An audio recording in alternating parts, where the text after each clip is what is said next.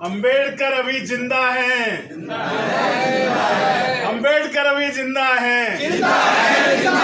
जय भीम, जय भीम, जय भीम, जय भीम। तो करुणा के सागर बाबा साहेब डॉक्टर भीमराव अंबेडकर जी को नमन करते हुए हम आज की बात चालू करते हैं। देखिए, हम एक ऐसे मुल्क के बाशिंदे हैं जहाँ की अपनी एक परंपरा रही है, जहाँ की अपनी एक विरासत रही है, और विरासत में कई बार तो हमें फक्र भी होता है जब उस विरासत में वो झूठ या सच ये सुनने को मिलता है कि वासुदेव कुटुंबकम।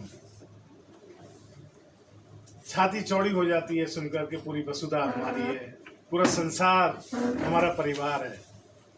लेकिन दूसरी तरफ जब हम देखते हैं कि हजारों साल से कुछ इंसान ठाठ से रहे और कुछ इंसान जानवरों की जिंदगी जीते रहे, शर्म से सर झुक जाता है। और ऐसे देश में हम लोग रहे, और ऐसे देश में इस इंसान और इंसान के बीच की खाई को काटने का काम, उस इंसान और इंसान के दर्द को समझने का काम अगर किसी ने किया तो वो पहले शख्स थे तथागत बुद्ध।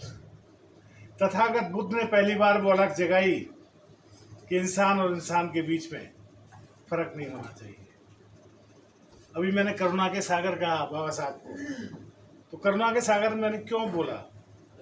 क्योंकि जब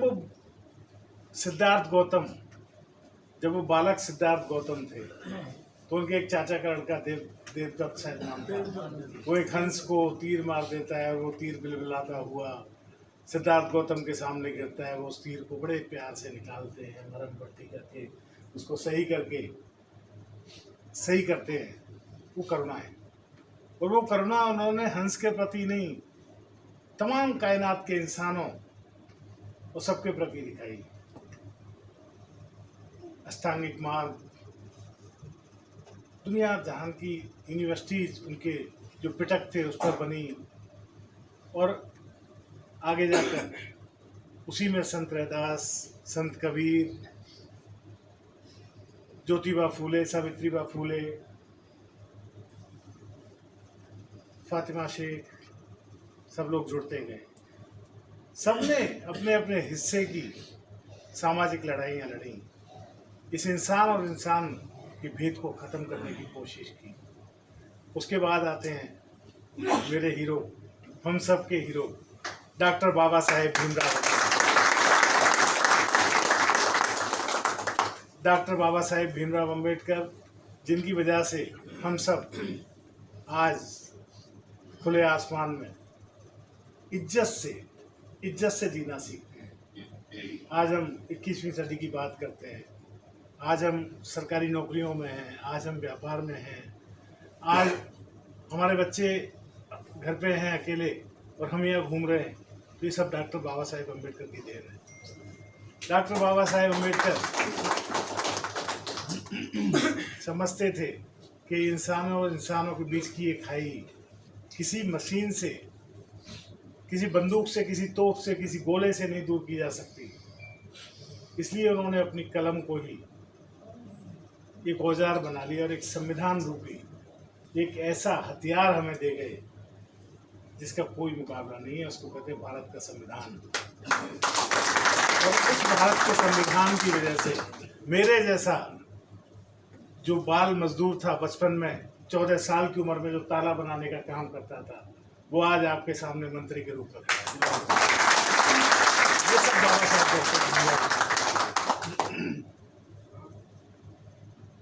डॉक्टर बाबा साहेब अम्बेडकर को मैं पुनः नमन करता हूँ। और मंत्री बनने में मैं अपने नेता और राजनीतिक गुरु अरविंद केजरीवाल जी को भी धन्यवाद करता हूँ कि उन्होंने मुझे ये जिम्मेदारी दी।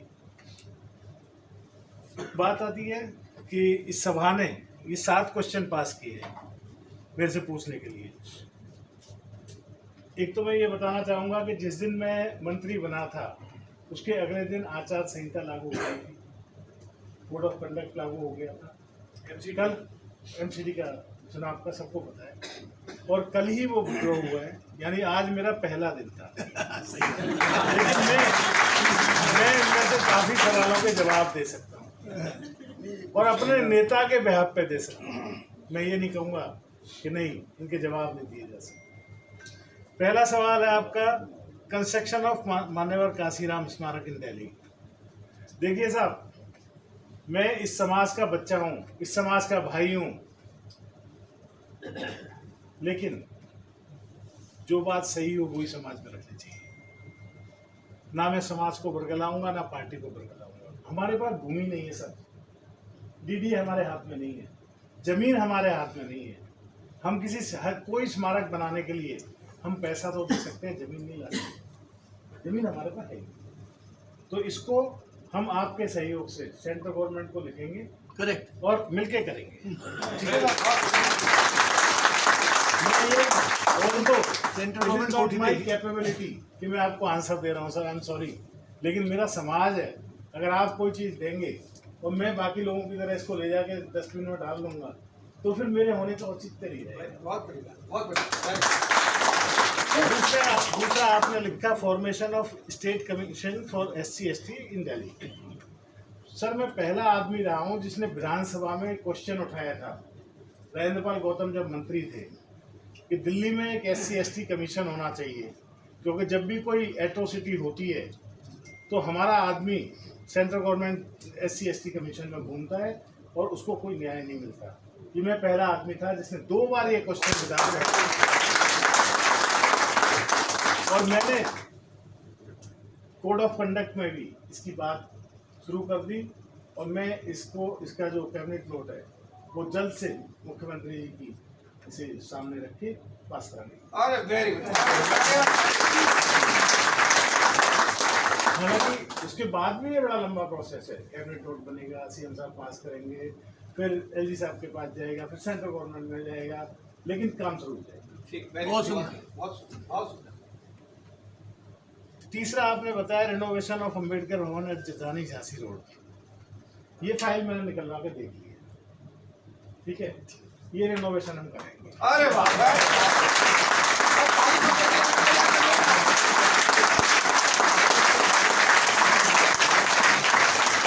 साहब, उसका मैं गवाह हूँ, पहले ही हफ्ते में फाइल मेरे सामने निकल। और फ्राइडे को हमने कुमार बोस साहब को और उनके 4-5 लोगों को सेक्रेटरी बुलाया।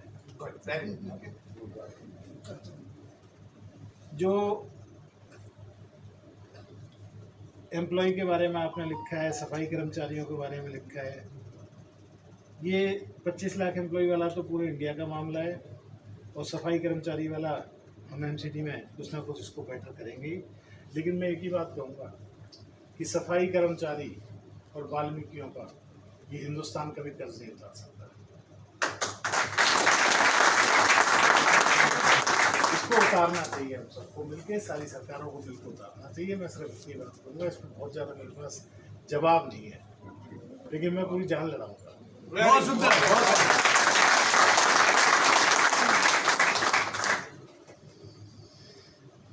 जो राज्यसभा की आपने बात की है, मैं ये बताना चाहता हूँ कि मुख्यमंत्री जी के दिमाग में ये है, बस इतनी बात करूँगा। चलिए ठीक है, वेरी गुड।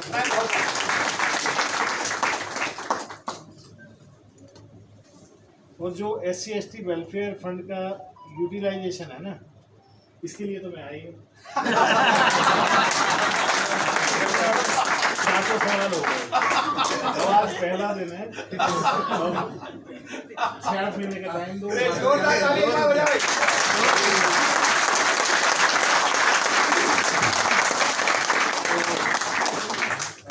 बहुत ज़्यादा भाषण देना तो मुझे नहीं आता, लेकिन मैं पूरी कोशिश करूंगा कि आप सबके काम, समाज के जो भी मेरे पास आएंगे, उन सबको पूरी शिद्दत के साथ करूं। और आप लोग ये समझिए, समाज में कोई नेता नहीं आया, आप सब मंत्री बने, और मेरे रूप में आप देखेंगे कि समाज में एक कार्यकर्ता है। बस मैं यही। बहुत सुंदर। अगर आपने अभी तक हमारा चैनल सब्सक्राइब नहीं किया है तो सब्सक्राइब करें और घंटी का बटन बिल्कुल भी दबाना ना भूलें ताकि सभी लेटेस्ट खबरें पहुंच सकें आप पे सबसे पहले।